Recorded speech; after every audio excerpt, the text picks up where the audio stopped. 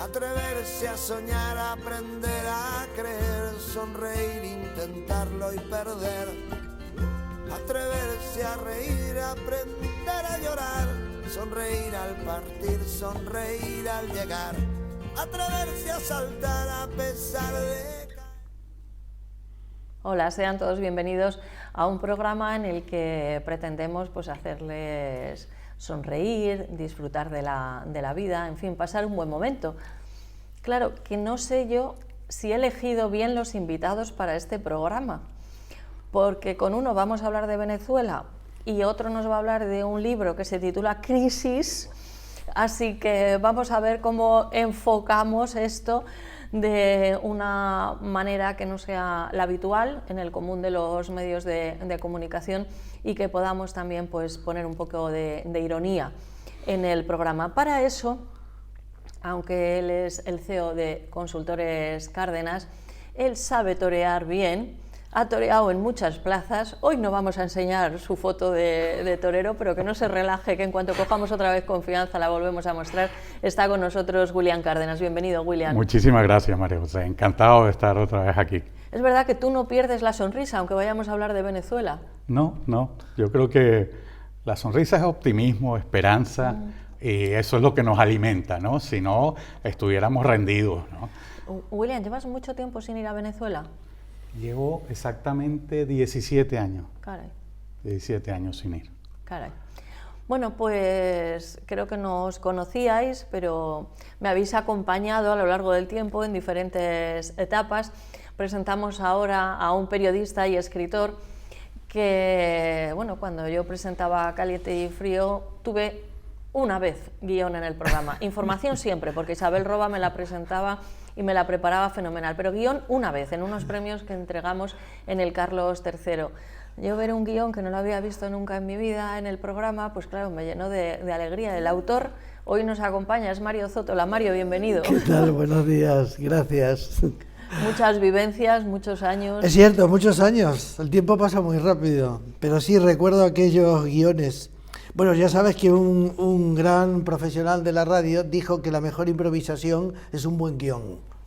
Sí, desde luego. Claro. Eran los premios Ancla, sí, que están patrocinados por Costa Cruceros. Para Costa Cruceros. Que organizó... Que luego tuvo un pequeño desliz ahí en las costas italianas. Exacto, pero eso fue muchos años después. Sí, muchos años después. Sí, organizado también por Álvaro Luis.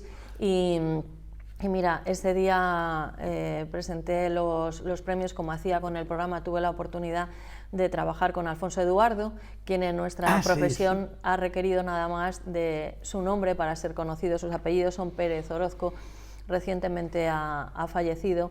Y desde aquí, pues bueno, yo quiero hacerle un reconocimiento porque fue la famoso verdad que... crítico de cine. Sí, sí. Un privilegio. Sí, creador del programa Fila 7, que fue un programa mítico del cine en televisión española. Sí, señor. Ha escrito Javier de Montini una semblanza sobre él maravillosa, porque decía, ¿qué puedo decir de Alfonso Eduardo? Y bueno, pues desde aquí el reconocimiento. Bueno, pues vamos a meternos en materia y para empezar animados, como hemos dicho, pues vamos con el libro de Mario Zótola que promete, porque dice, crisis, además la crisis, como si fuera poca crisis, viene destacada en rojo. Dice, ¿cómo prevenir, actuar y comunicar en casos de crisis? De la editorial Vitruvio. Esto es mucho más que un guión. Es un trabajo de 20 años. Exacto. ¿Por qué este libro? Este libro nació como parte de un curso que yo comencé a dictar en 1996, un curso sobre gabinetes de comunicación y prensa, y había un capítulo dedicado a comunicación en situaciones de crisis. Y ese capítulo fue creciendo hasta que se transformó en este libro, en donde a los profesionales del mundo de la comunicación, sobre todo agencias de comunicación, y también a empresarios y a políticos, se les enseña cómo prevenir las crisis. Porque las crisis, si somos inteligentes y tenemos ojo clínico, las crisis se ven venir. No son imprevistas, ninguna crisis es imprevista. Puede haber alguna excepción de algún accidente, alguna catástrofe, sí, pero normalmente las crisis se ven venir. Y de hecho, en tu sumario del libro, las 3 primeras crisis que detallas podemos decir que nos encontramos inmersos en ella. Y Sí. este libro ha salido antes, o sea, no Sí, es que lo sí. hayas publicado hoy mismo. Sí, pero esto está escrito desde hace mucho tiempo. En el segundo capítulo yo hablo de los sectores, personas y factores que están siempre en riesgo de crisis. Y los 3 primeros factores que pongo son una epidemia o pandemia, el segundo el cambio climático y el tercero los fenómenos meteorológicos. Y da la casualidad que en este momento estamos sufriendo las 3, la pandemia, el cambio climático y su principal manifestación, que ha sido esta nevada terrible que hemos tenido en toda España y particularmente en Madrid. En la Comunidad de Madrid, sí. ¿Tú crees, William, que se puede uno adelantar a las crisis? En algunos casos creo que sí, y sobre todo analizándolo en detalle, ¿no? Los factores que intervienen en una situación de crisis muchas veces son predecibles, determinadas, no solo conductas del hombre, determinados movimientos de la naturaleza y de los factores que la componen pueden conducir a una crisis, ¿no? Y prevenirla es una responsabilidad, sobre todo cuando va a afectar Claro. colectivos, va a afectar, qué sé yo, no solo seres humanos, también en el campo, los animales, los cultivos, bueno, todo lo que tiene que ver con el sostenimiento de una sociedad y que va a influir en el desarrollo de esa sociedad. Sí, es verdad, veía unas imágenes, porque nos quedamos como en nuestro círculo, ¿no? Pero veía unas imágenes de un caballo en los picos de Europa, Sí. que se había quedado ahí aislado. No podía dar, Pero claro. no quería salir, pero sí le dieron comida y le pudieron, y luego ya han vuelto a por él. Pero claro, ¿cuántos animales y cuántas personas no han podido acceder, ¿no? a tener pues agua, comida, en fin, un montón de cosas? Mario, dices que es un manual práctico, y lo es, pero hay algo que yo creo que además comienzas el libro así. Oigo a mucha gente en estos días diciendo: es lo peor que nos ha pasado, ¿qué más podía pasar? Y digo, ojo, no llaméis a nada más. Y hay que saber un poquito de historia, mirar atrás, pero yo creo que simplemente con haber pues escuchado a nuestros padres o a nuestros Claro. abuelos, pues vivieron circunstancias muy duras. No sé si es que somos una sociedad muy acostumbrada al bienestar, pero el decir que es el peor momento de la historia Sí. me parece cuanto menos pretencioso. ¿Nos puedes decir algunas otras crisis para refrescarnos la memoria o para aprender que existieron? Sí, a ver, tanto la historia como España ha pasado por numerosas crisis y felizmente este es un pueblo luchador, es un pueblo que tiene mucha paciencia, es un pueblo que tiene mucha tolerancia y es un pueblo que tiene mucha perseverancia, que es muy importante. En estos últimos días hemos podido ver acciones solidarias muy importantes que nos hacen tener mucha fe en el futuro de España, ¿eh? Cuando yo llegué a España en el año 1976, llevo aquí 44 años, van a ser 45, yo recuerdo que nevaba más de lo que nieva ahora. Vamos, yo recuerdo que nevaba, tenía un Citroën 2 caballos y un día que fui a mi oficina me bajé del Citroën y terminé en el suelo, claro, porque me rebalé por la cantidad de nieve que había caído. Hay que saber prevenir todas estas cosas y para eso lo que hace falta es una visión prospectiva de la vida. ¿Qué significa prospectiva? Saber mirar hacia adelante, saber tener una visión a largo plazo, no a corto plazo. Y lamentablemente vivimos en una sociedad cortoplacista. Los políticos planifican a 4 años y hay que planificar no a 4, a 40. Y este es el problema. No tenemos hecha una planificación hacia 40 años. Y voy a poner un ejemplo. ¿Cómo es posible, pregunto, que sistemáticamente se repitan todas las inundaciones en el sur de España todos los años? ¿Por qué? Además se producen en el mismo lugar. ¿Por qué? Y vamos a poner un caso contrario, el caso del río Turia. En el sur de España, perdona, y también porque pues tenemos un familiar en Águilas, en Murcia, en toda la zona de Murcia también, en toda la parte de ahí hay unas zonas que repetidamente hay inundaciones. Claro. Entonces la pregunta que nos tenemos que hacer como consumidores, como ciudadanos, como votantes, es ¿Por qué no se han adoptado las medidas de prevención? ¿Por qué no se han hecho las obras de infraestructura necesarias? Y vamos a poner el ejemplo de lo contrario. La famosa inundación que hubo en el río Turia, allá por los años 50, y el gobierno decidió cambiar el curso del río Turia. Una obra que en aquel momento estaba fuera de toda previsión y sin embargo pues se hizo. Y se hizo y quedó muy bien, y Valencia nunca volvió a tener las inundaciones que tenía en la época del río Turia. Entonces, y tiene unos jardines maravillosos. Con unos jardines maravillosos, claro. Entonces, primero, tener una visión prospectiva. Y segundo, saber muy bien cómo funcionan las organizaciones. Cuando digo organizaciones, quiero decir instituciones, gobiernos, empresas. Utilizamos la palabra organizaciones en general. ¿Por qué? Porque las organizaciones son máquinas complejas, son como los relojes. Necesitan que todas las piezas funcionen bien. Si hay una pieza que falla, el reloj no funciona. Entonces es muy importante saber cómo funciona esa organización, sea una empresa, repito, sea una institución. Y saber, y para eso escribí mi libro y por eso lo puse en el capítulo 2, que hay una serie de sectores, de empresas, de instituciones, de personas, de factores en donde el riesgo es permanente. Voy a poner un solo ejemplo. Y voy a poner el ejemplo del sector que más cuida la seguridad. La seguridad y la prevención de riesgos van a ser ciencias que van a aumentar en importancia, porque el ser humano en el siglo XXI quiere vivir tranquilo, quiere vivir con seguridad. Y entonces la seguridad y la prevención de riesgos van a crecer en importancia y en presupuesto. Las líneas aéreas. Las líneas aéreas son probablemente el sector más preocupado por la seguridad de sus aviones, la seguridad de sus pasajeros, la seguridad del funcionamiento de toda esa estructura compleja para que un avión levante vuelo en una ciudad y aterrice correctamente en otra. Y las líneas aéreas se caracterizan por un estudio muy profundo y muy serio de todos y cada uno de los accidentes que hay, desgraciadamente, que ocurren. ¿Para qué? Para que no se repitan. Mario, te preguntaba por crisis y tú citas algunas aquí, por ejemplo, como la Perrier en Estados Unidos, la de Volkswagen en todo el mundo, la de Coca-Cola en los Países Bajos, en otro orden de cosas, la de Bill Clinton y la becaria. Sí.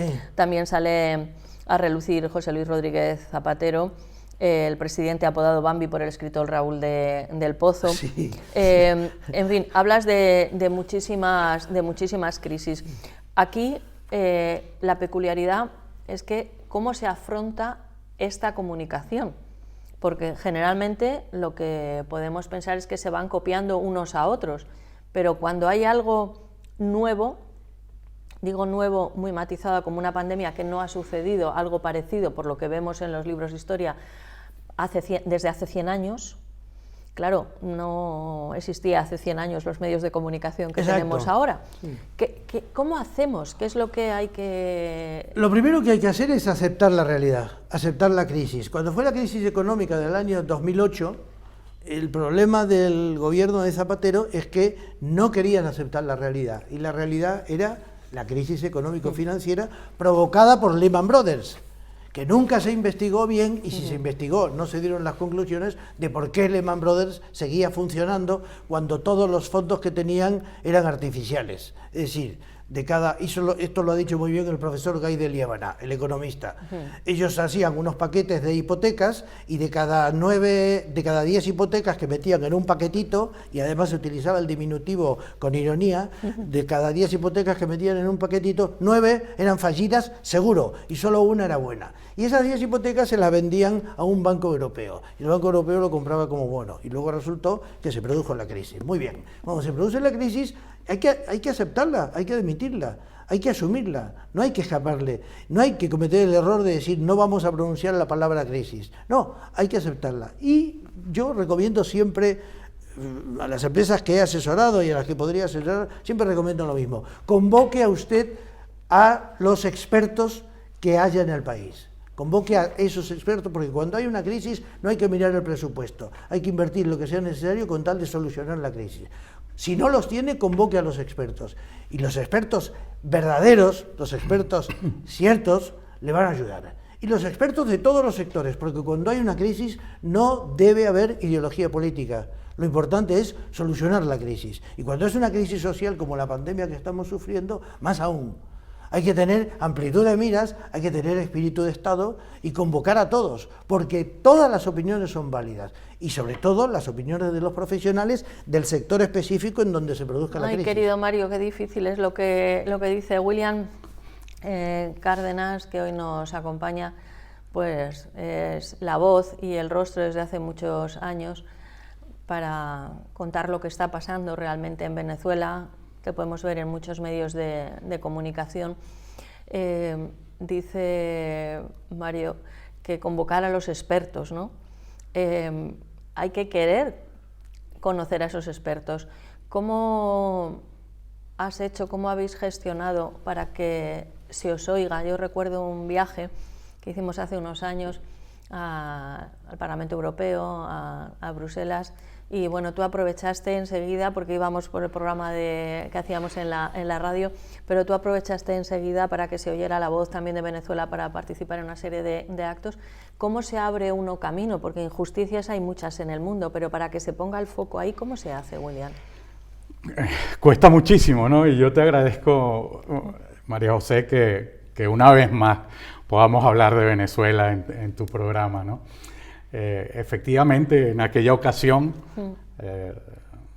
bueno, se presentaba la coincidencia de que íbamos en un viaje encantador, además fue fascinante ese viaje, con periodistas y que coincidía con un pleno del Parlamento Europeo para tratar temas ajenos al continente europeo y surgía la posibilidad de que se hablara de Venezuela. Entonces, bueno, eso me permitió poder presentar allí alguna moción, ¿no? Pero estaba oyendo con muchísima atención lo que decía Mario, porque tengo que decirte una cosa. La situación de Venezuela de hoy nació con una crisis. Una crisis económica. El año 1983 se produjo lo que nadie se imaginaba que podía ocurrir en Venezuela, que era la devaluación del bolívar, que era una moneda muy fuerte, 4.30 bolívares por dólar. En aquel entonces era una de las monedas más fuertes que existía, por lo menos en el continente americano, en su paridad con el dólar. Y bueno, aquel 1983, recuerdo que se llamó el Viernes Negro, se devaluó el bolívar. Bueno, una crisis económica fue la que dio origen a todo lo que tenemos hoy en día. Claro. ¿Por qué? Porque una crisis económica, si no se conduce responsablemente y con expertos, como acabas de señalar, se convierte en una crisis social.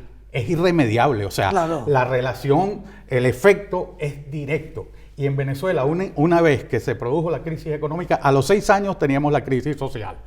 Cuando se produce la crisis social, aparecen los populistas.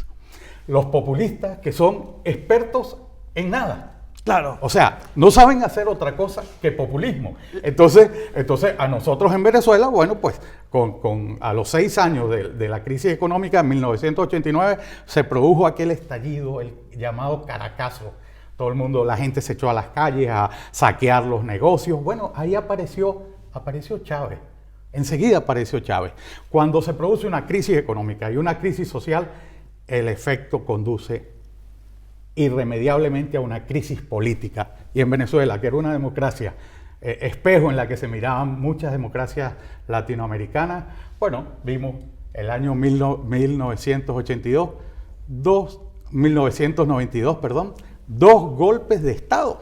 2 golpes de Estado. Y apareció Chávez, y apareció el populismo, y apareció, por supuesto, Fidel Castro, que tenía los ojos fijos en Venezuela. Ya lo había intentado antes de apoderarse del petróleo venezolano y esas cosas. Bueno, pues vio su oportunidad que nos ha traído hasta hoy. O sea, Venezuela es un país con casi 30 años en crisis. O sea, es terrible, es terrible. Claro, pues lo que habría que preguntarse es ¿a quién benefició y beneficia la crisis de Venezuela? Esta es la pregunta. Porque muchas crisis no es que la produzcan organismos o países extranjeros, es que dejan que la crisis se produzca, dejan caer a ese país, dejan que se debilite ese país. Y entonces habría que preguntarse a quién benefició. Bueno, Venezuela era un país Un país muy rico. formaba muy rico, con una riqueza petrolera que le permitía estar en los primeros lugares de la exportación de petróleo en el mundo, en el tercer lugar, a veces bajaba al quinto, a veces se colocaba en el segundo. Es hoy en día todavía, con todo lo que ha pasado, es el país con las mayores reservas de petróleo del mundo. Pues ahí tiene usted la respuesta. Entonces, bueno, ahí confluyen muchos factores. Como señalas en tu libro, son muchos los factores que intervienen, pero lo fundamental es caer en manos de populistas. Aquí en España, la crisis del 2008 que acabas de citar, la crisis del 2008 se nos prolongó en el tiempo y hasta hace poco todavía soportábamos el peso de esa losa que significa tener 4 millones de parados. Las listas del desempleo, las listas del INEM, o sea, todo eso. ¿Y qué pasó? Aparecieron los populistas, claro, que además venían de Venezuela. Han llegado los populistas y el efecto ha sido demoledor, terrible, peligrosísimo para esa sociedad que comparto también esa opinión. O sea, este es un país que ha alcanzado en los últimos 40 años un nivel, el milagro español que se produjo en la transición, bueno, es un milagro absolutamente tangible y real. Y han sido 40 años de paz, de bienestar, de tranquilidad, de bonanza, con los problemas normales de cualquier país que está en una ruta de... Bueno, ahora se encuentra ante una situación de increíble riesgo, ¿no? William, hablabas de una Venezuela rica, lo ha dicho Mario también, pero no solamente económicamente, quiero decir, una sociedad culturalmente potente, que es lo que me llama la atención, porque dices, bueno, pues a lo mejor si no tienes formación, no tienes conocimiento, lo que decíamos, pues no saber un poquito de historia, pero Venezuela en el año 83, en los 90, es una sociedad, caray, quiero decir, en todas las especialidades del arte, del mundo de la cultura, con muchísima preparación. ¿Cómo puede calar tanto ese mensaje populista? Y luego llevamos hablando muchos años, parece que sí, pero eso se ha quedado enquistado. Yo debo decir que por la experiencia que tenemos en casa con mi querida Cuba, pues yo pensé, claro, cuando sucedió aquello, dice, ¿a quién interesa? Indudablemente los americanos. Claro. En Bahía de Cochinos, que fíjate qué nombre, pues como siempre, que más vale que se hubieran quedado en su casa o que se hubiera quedado con la Marilyn Monroe, además le pongo el artículo, y que no se hubiera metido allí para estropear más. Sí. Pero sí es verdad que una vez que llegan es que no hay quien los quite, no hay quien los quite. Y entonces España es la puerta de entrada también para Europa. Claro. Para Europa. Entonces, yo entiendo que hay gente de todas las ideologías y creo que nos podríamos sentar aquí a hablar y a debatir. Pero cuando llega el populismo o el comunismo a un país, aquello ya no cambia. O sea, vemos los Estados Unidos, dice, bueno, pues ahora mandan unos, ahora mandan otros. En España, pues nos íbamos alternando en distintos puntos de Europa también. Pero cuando se da esa situación, ya no hay vuelta atrás. Sí. ¿Cómo está ahora el tema de Venezuela? Es muy complicado, muy complicado. Y acabas de señalar algo importantísimo. En efecto, Venezuela vivió, es que en el tiempo es muy parecido, son 40 años en democracia, 40 años en libertad, con una democracia alternativa. Los gobiernos se alternaban en el poder, candidatos electos en procesos bastante claros, bastante transparentes, y bueno, el país fue discurriendo en una ruta como nunca antes la había tenido, ¿no? Pero, ¿qué ocurre? Basta que se produzca una situación de crisis para que aparezcan estos elementos que en Venezuela se personificaron en tipos. Había caído el muro de Berlín, se había producido la desintegración de la Unión Soviética, y sin embargo apareció allí un neocomunismo, pero expresado por el castrochavismo, retrógrado, absolutamente, increíblemente retrógrado, que ¿qué hace? Aprovechar las terribles diferencias, que sí las hay, sociales en nuestros pueblos. Sí. En Latinoamérica existe eso, o sea, no hemos logrado el camino para el desarrollo y bueno, hay contingentes, grandes contingentes humanos en situaciones de mucha precariedad y ahí se apuntalan estos señores y de ahí no hay quien los mueva. De hecho, en Venezuela la lucha es terrible, llevamos 20 años luchando con aquello, pero no solo en Venezuela, es que Chávez llegó y con el petróleo convirtió al petróleo en instrumento de su política exterior y entonces crearon aquello que se llamó el ALBA. El ALBA era Evo Morales en Bolivia, Rafael Correa en Ecuador, los Kirchner en Argentina, Lula en Brasil, estaba ya Ortega en Nicaragua y todos en una comunidad con Fidel. Increíble, una relación estrechísima. Además, Mario, que ha hecho esa pregunta y se ha quedado ya con sus ojillos así como diciendo, les voy a dejar, ¿no? Y dice, ¿a quién beneficia? Es verdad que es la pregunta. Y no pudiera darse, porque claro, todo esto lo presentan como comunismo, populismo, vamos a llamar, pero todo en contra de los Estados Unidos. Y yo que creo que a los Estados Unidos le beneficia que toda Hispanoamérica, Latinoamérica, o como la quieran llamar, Iberoamérica, no se me enfade nadie, ¿le beneficia que esos países estén más abajo que más arriba? Pues yo por hacer amigos, sí, mira, ahora mismo es una interrogante esto, ¿no? Porque ahora mismo los propios Estados Unidos están sufriendo la irrupción de la izquierda, sí. La irrupción de la izquierda que se está instalando en el poder en los Estados Unidos. Ya vimos todo lo que pasó el año pasado, todo lo que ocurrió el año pasado y nos damos cuenta, yo tengo gente que está allí que te dice, mira, en las universidades el discurso es de izquierda y como tú llegues a tratar de contraponer argumentos, es que te pasan por encima. O sea, las universidades son totalmente de izquierda. Cuando eso en los Estados Unidos, porque no ha existido de esa manera, porque aquí nos empeñamos en que haya un partido en Estados Unidos que es de derechas y otro de izquierdas, y no es así. No es así. Y no es así, nada que ver, porque aquí hacemos el mismo modelo, o sea, es como si nos empeñáramos que allí juega el Barça y el Real Madrid, ¿no? Tampoco juega el Barça y el Madrid, pues no es así en Estados Unidos, pero sí que está habiendo toda una serie de corriente, también en los dos extremos. Claro, pero no se conforman con este tema, ¿no? No. Es que lo decías antes, María José, España es la puerta de entrada de Europa para Hispanoamérica. Bueno, uno de los sueños de Chávez, fue financiar en su momento, financió al grupo de Podemos, ¿no? Pero lo financió de una manera motivada y expresa para que crearan una franquicia bolivariana en España. ¿Y qué pretendía Chávez con eso? Y con mucho dinero. Y en estos días hemos visto al exministro Margallo respondiendo a Íñigo Errejón, porque claro, tienen unas tácticas que sirven si el que tienen enfrente pues tiene un nivel básico, ¿no?, de conocimiento. Y luego utiliza dos veces, porque claro, aunque parece que no, se pone nervioso y le dice a Margallo, te lo compro, y le dice Margallo, ¿pero qué me vas a comprar?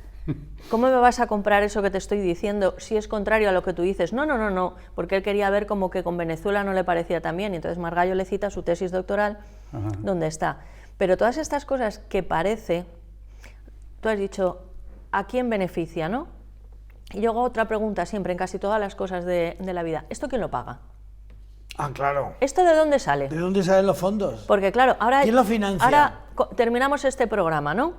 Y convenimos pues con nuestro equipo de realización, de producción y de maquillaje, que nos hemos caído fenomenal, y que mira, que vamos a hacer un partido político, que vamos a convocar expertos que sean expertos, que vamos a liberar el mundo, en fin.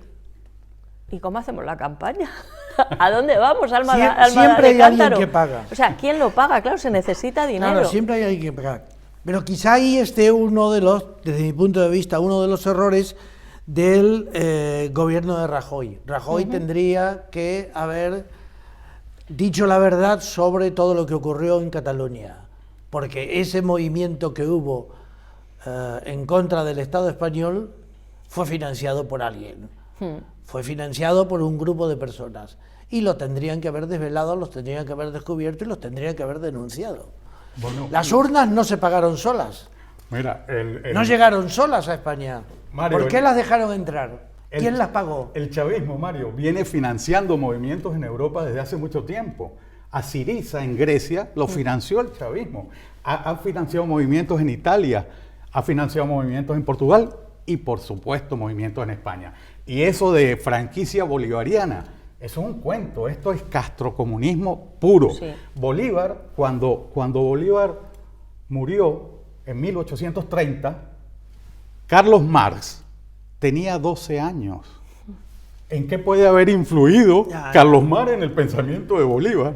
En nada, absolutamente nada. Es más, una vez le pidieron a Carlos Marx para una enciclopedia que hiciera una semblanza de diferentes personajes, y entre ellos estaba Simón Bolívar. Y lo puso ¿A caldo? a caldo, lo puso a caldo, ¿no? Entonces, nada de bolivariano. Claro. Esto es un cliché que le sirvió a Chávez utilizarlo, estimular el nacionalismo venezolano para ponerse en la ola, ¿no? Y entonces lo que decía Mario, que la financiación parece que en Cataluña viene por otros caminos más fríos, porque entre otras cosas que se han comentado, ya el tiempo pues nos dirá si es así o no, parece que había hasta parte del ejército ruso preparado para intervenir en Cataluña. Desde luego sí que estamos viendo como empresarios también catalanes han financiado ese movimiento, pero lo que sostienes es muy interesante, porque claro, hay un conflicto que no es nuevo, un problema, le llamamos como le queramos llamar, pero entonces se intenta rebajar, ¿no?, para no causar digamos, alarma social. Sí, se ponen paños calientes. Y entonces lo que sale es mucho más grande. Claro. O sea, tú hubieras sido partidario, hubieras aconsejado en este libro, por cierto, que el esquema general de la obra viene con unos textos, con unas abreviaturas, con fotos y documentos que están en PowerPoint, en fin, abreviaturas. Está súper completo este libro, Crisis. Tú hubieras aconsejado en comunicación explicar, aunque a corto plazo, con claridad. Con claridad. Mira, el primer día llamando que alguien, a las cosas por su nombre. El primer día que alguien dijo España nos roba, al día siguiente el gobierno tendría que haber desmentido eso con cifras, con datos, con pruebas, y demostrar que eso era mentira, absoluta mentira. Pero no se hizo. ¿Para qué? Hombre, para no molestar y tal. Vamos, de hecho, el primer secretario de Estado de Comunicación que tuvo Aznar, Miguel Ángel Rodríguez, en una oportunidad dijo que si los catalanes creaban su propia federación de fútbol, en lugar de jugar al fútbol iban a jugar a las canicas, y entonces eso lo enfadó mucho a Jordi Pujol y Aznar lo destituyó a Miguel Ángel Rodríguez, y en realidad lo que estaba diciendo era una verdad, la dijo con mucha ironía y con mucho humor, pero no le cayó bien a Jordi Pujol. Y el problema de... No, a él le caía bien, dicen que el 3%, pero bueno, debía ser más del 3%. Claro. Sí, pero si lo del 3%, a mí lo que me causa la atención y gracia es que lo del 3% lo sabía todo el mundo. Sí. Pero, yo trabajé mucho para una empresa catalana en la época en que Cataluña era la Cataluña que todos conocimos, una Cataluña muy inteligente, con mucha actividad, con mucho empuje empresarial, con mucho diseño, con una gran empresa, con grandes empresas en el sector editorial. Y bueno, y ellos me lo decían, no, bueno, es que aquí las cosas son diferentes. Claro, se pagaba ese peaje para poder hacer lo que cada uno quisiera hacer. Pero en el caso de Venezuela, a mí me gustaría tratar de aportar un granito de arena, ¿sí?, porque hay que mirar hacia adelante. Las cosas están estancadas ahora. Sí. Bueno, en Venezuela hay que negociar, y para negociar hace falta dinero. En Venezuela hay que negociar una salida digna, y aunque esto les dé comezón, una salida digna para Maduro. A Maduro no lo pueden derrocar con un golpe militar. A Maduro hay que buscarle una salida digna y buscar una transición incruenta, una transición pacífica. Y para eso se tienen que implicar la OEA, la Unión Europea y, por supuesto, el nuevo gobierno de Estados Unidos de Norteamérica. Vamos, eso yo lo tengo claro. Sí, esa es una opinión. Hay que negociar, Mira, hay que negociar y buscar la salida pacífica. Su etapa ya ha terminado, mire, no, usted no puede seguir. Ya ha llegado a un punto final. ¿Qué más quiere? ¿Seguir matando a la pobre gente de hambre? No. Mario, es una opinión Sí. Que se ha extendido y que ahora mismo en este valle, estamos en un momento valle, la oposición política está atravesando tal vez otro desierto. Bueno, es una opinión que se ha ido extendiendo. Pero para responder a la pregunta que hacías antes, esa pregunta nos va a ayudar, la respuesta a esa pregunta nos va a ayudar a entender qué es lo que pasa. Efectivamente, ¿a quiénes benefició esto o ha beneficiado esto? Fundamentalmente, por citarte un solo ejemplo, 100.000 barriles diarios de petróleo a La Habana, al régimen, a mantener el régimen castrocomunista en Cuba, a mantener una tiranía que dura ya más de 62 años instalada en el poder en Cuba. Y se ha beneficiado de esto. ¿Pero quiénes más? Bueno, todos esos satélites aliados que usufructuaron el petrodólar que primero Chávez y luego Maduro hicieron a través de generosas donaciones, de ayudas, extendieron ese dominio. ¿A qué? A una izquierda internacional. Esto es un movimiento de izquierda. O sea, aquí no podemos evitar entender que tienen sus aliados que han copado los organismos internacionales y Venezuela no encuentra un voto a favor en ningún organismo. Ahora, menos mal que en la ONU alguien dijo, bueno, un momento, ahí se están cometiendo crímenes de lesa humanidad, algo que veníamos diciendo nosotros desde el año 2003, cuando denunciamos aquí en la Audiencia Nacional a Chávez por crímenes de lesa humanidad, ¿no? Entonces, ok, todo eso es manejable en política. Lo que no es manejable en política es que se te instale en la cúpula del poder, que el poder lo absorba, una organización criminal que es terrorista, tiene alianzas con todas las organizaciones terroristas del mundo, tiene a la FARC y a la ELN en Venezuela, a la guerrilla del ELN en Venezuela, con Hamas, con Hezbollah, con todos los grupos terroristas islámicos, narcotraficantes. Existe lo que llamamos el Cartel de los Soles, que es un grupo de traficantes de drogas en el gobierno de Venezuela. Es como si Pablo Escobar hubiera tomado el poder en Colombia. Pablo Escobar tenía 3.000 sicarios a su orden. En este caso, Maduro tiene un ejército. Las Fuerzas Armadas venezolanas están a la orden de Maduro. Entonces es muy difícil negociar cuando estás secuestrado. Es un pueblo secuestrado que cuando vas a negociar te ponen una pistola aquí en la 100 y te dicen, bueno, negocia, ¿no? ¿Qué quieres? A ver, muy complicado. Sí, lo que dice Mario y sostiene y además lleva demostrando pues toda su vida o intentándolo, es, digamos, lo ideal. Claro. Luego, es como, a mí muchas veces cuando me dicen, es que hay que dialogar. Digo, bueno, es que vamos a buscar el significado y entender lo que es dialogar. O sea, ahora estamos dialogando nosotros, pero si otro quiere por narices o por lo que sea, por ejemplo, no, tú tienes que hacer el programa subida de pie en esta mesa. Digo, no, es que no voy a hacer el programa de pie encima de la mesa. No, es que tienes que hacer el programa. Entonces no estamos dialogando, estamos imponiendo. Claro. Todo parece indicar que no tienen ninguna intención de dialogar. No, en absoluto. O sea, lo que quieren es imponer, como muchas veces nos van diciendo el diálogo, pero es que no dialogan.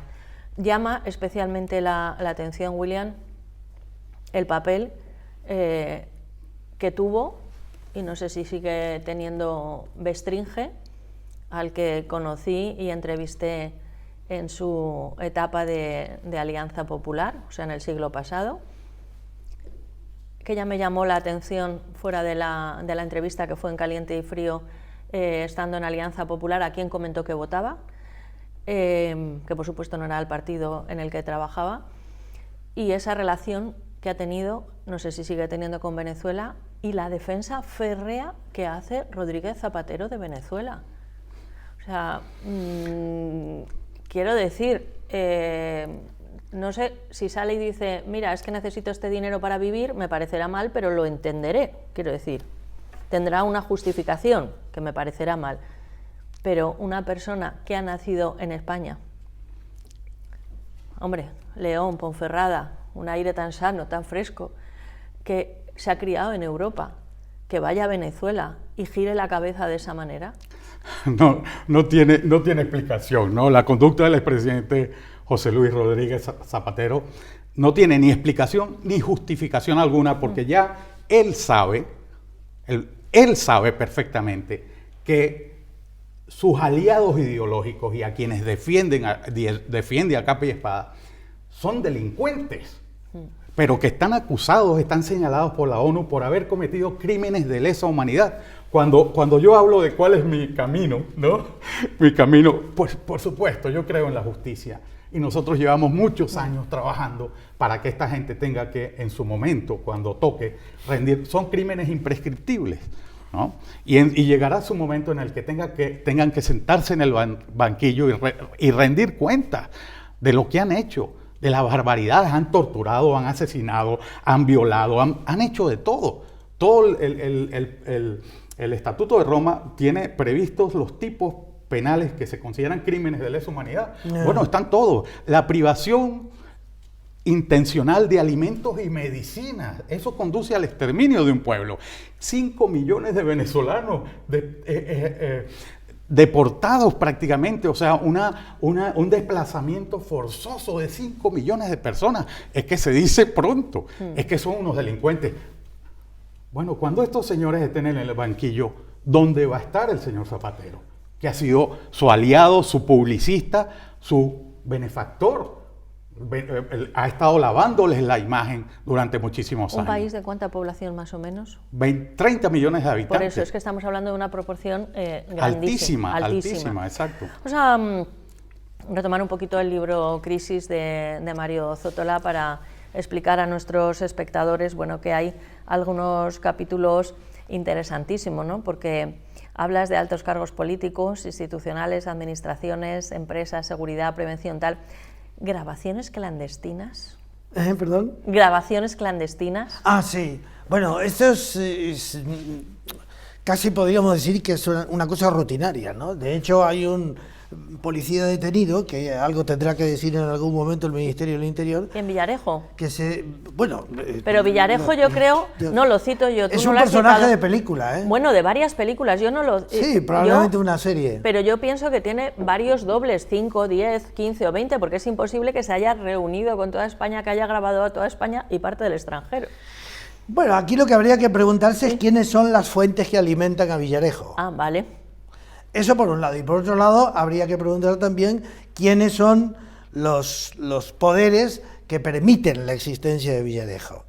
Pero bueno, volviendo a lo que tú decías en cuanto a las grabaciones clandestinas se han convertido en algo rutinario en la vida de las empresas y en la vida de los empresarios, y por eso no se puede hablar de cualquier cosa por teléfono, menos aún por teléfono móvil, y no se puede hablar de cualquier cosa en cualquier lugar. Claro, todo esto empezó ya hace muchos años, cuando a Chiqui Venegas le grabaron un comentario sobre Felipe González, al que calificaba de Dios, y era uno de los móviles de primera generación que eran muy precarios, y sin embargo le grabaron la conversación. Claro, pero nunca se ha dicho quién le grabó la conversación, de la misma forma que nunca se ha dicho quién le robó a Su Majestad la Reina el SMS en donde a un amigo suyo lo llama compi yogi.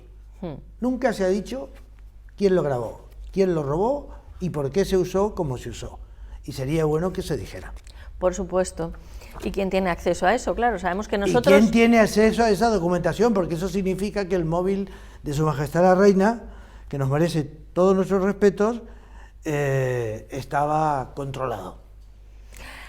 Hay también un epígrafe dedicado a famosos del espectáculo, el deporte u otras actividades. Sí, esto es muy curioso porque en el mundo del espectáculo, en el mundo del deporte, de las altas figuras del deporte, pero sobre todo en el mundo del espectáculo, hay una fauna que pulula alrededor de los famosos tratando de medrar con el dinero que ganan.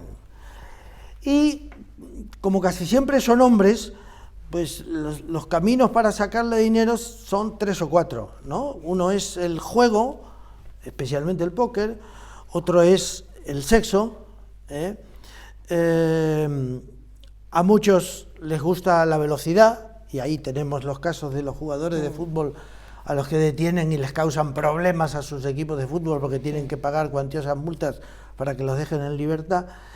Y en el caso del póker, yo recuerdo hace muchos años, tú lo recordarás también, un famoso chalet que había en Mirasierra, donde se jugaba al póker y se jugaba por apostar. Hombre, yo he conocido a alguno que iba a jugar allí, que no voy a citar. Sí, yo también. Sí, no los conocí personalmente, pero una intervención que hizo la policía había dos Pues te puedo decir que sí lo conociste, a lo mejor no sabías que iba allí. Dos famosos humoristas. Había dos famosos humoristas en una intervención que hizo la policía, y el dueño del chalet, con razón, porque en ese momento no había legislación, no había normativas sobre la materia, se quejó públicamente y dio su cara y dijo que era su casa y ellos eran sus amigos. Y él en su casa, con sus amigos, hacía lo que quería, siempre dentro de la ley. Y en aquel momento la ley no conculcaba ese derecho de poder jugar. Que conste que yo no me refería a los humoristas, me refería a otras dos personas. A un empresario y a alguien de los medios de comunicación. Pero bueno, seguimos. Entonces, bueno, pues, ¿qué intentan? Intentan sacarle dinero. Claro, sacarle dinero por el lado del sexo, sacarle dinero por el lado del juego y sacarle dinero muchas veces por el lado de las estafas. Ya hemos visto muchas estafas piramidales en donde había algún que otro artista. Pero luego hay otra faceta que también sea muy interesante, y es el caso de las crisis que han tenido muchos, sobre todo cantantes, sector del mundo de la canción, desde Whitney Houston hasta Luigi Tenco, el cantante italiano, pasando por Amy Winehouse, mi admirada cantante de soul, que siempre se dijo que era como la blanca que tenía voz negra, y que no han recibido los suficientes cuidados por parte de sus casas discográficas y terminaron suicidándose. Es un sector en permanente riesgo. ¿Por qué? Porque es un sector que vive muy estresado, es un sector que en las giras hoy está actuando en un lugar, mañana está actuando en otro, un sector que se ve sometido a muchas presiones por parte de las casas discográficas, por parte de los músicos, de su manager, y es un sector que durante determinados años de su vida vive en mucha tensión, y entonces requieren un trato muy especial. Hay que cuidarlos primero porque son seres humanos, segundo porque son grandes estrellas del espectáculo, grandes compositores de canciones que recordamos en toda la vida, y tercero porque no se les puede dejar solos en un hotel de carretera y no se les puede dejar solos para que encuentren una salida en el alcohol o en las drogas. Esta parte que dedicas a, bueno, pues digamos a las personas, porque hablas también de empresas, importancia y selección de medios, factores que influyen en una crisis, en fin, da para muchas charlas, que tendrás que volver y desgranaremos un poquito. Pero hablas también de las escaladas de edificios, de las crisis por las oleadas de inmigrantes, pero sí esa reflexión que has comentado sobre grandes artistas, que lo vemos luego en películas, pasan de estar en una actuación que es una subida de adrenalina de todo, de ponerte en lo más alto, a luego estar en la más absoluta Viven soledad. en una montaña rusa, suben y bajan a una velocidad de vértigo, y entonces necesitan un tratamiento psicológico y casi te diría anímico, afectivo, sentimental, ¿verdad? Muy especial. Y sobre todo porque son grandes creadores, grandes artistas, figuras que no se van a dar otra vez. No va a haber otro Michael Jackson, no va a haber otra Amy Winehouse, no va a haber otra Whitney Houston, no va a haber otro Luigi Tenco. Entonces, caramba, vamos a cuidarlos porque son grandes creadores de la música. Mario, muchísimas gracias por venir. Recordamos a nuestros espectadores, Mario Zoto, La crisis, cómo prevenir, actuar y comunicar en casos de crisis, de Ediciones Vitruvio. Bueno, un manual de cómo comunicar, afrontar, creo que puede estar dedicado para empresas, para políticos. Sí, es lo que quiere ser, un manual, más que un ensayo, un manual práctico. Práctico, efectivamente.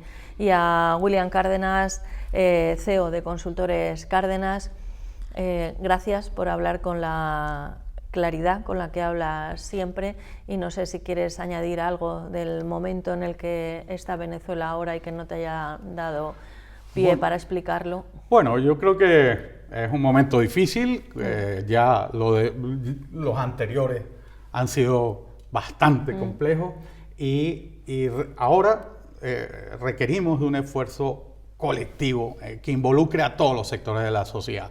Esto no puede dejarse en manos solo de partidos políticos, solo de líderes que pregonan unas hipótesis de salidas con sus estrategias que a veces se equivocan, a veces aciertan. Este tiene que ser un compromiso de todos. Pues vamos a ver si lo conseguís. Hasta pronto, y a todos ustedes pues nos despedimos como es habitual, deseando que sean ustedes malos, pero puestos a ser malos, que sean muy, pero que muy malos, porque dicen los que entienden de esto que es divertidísimo.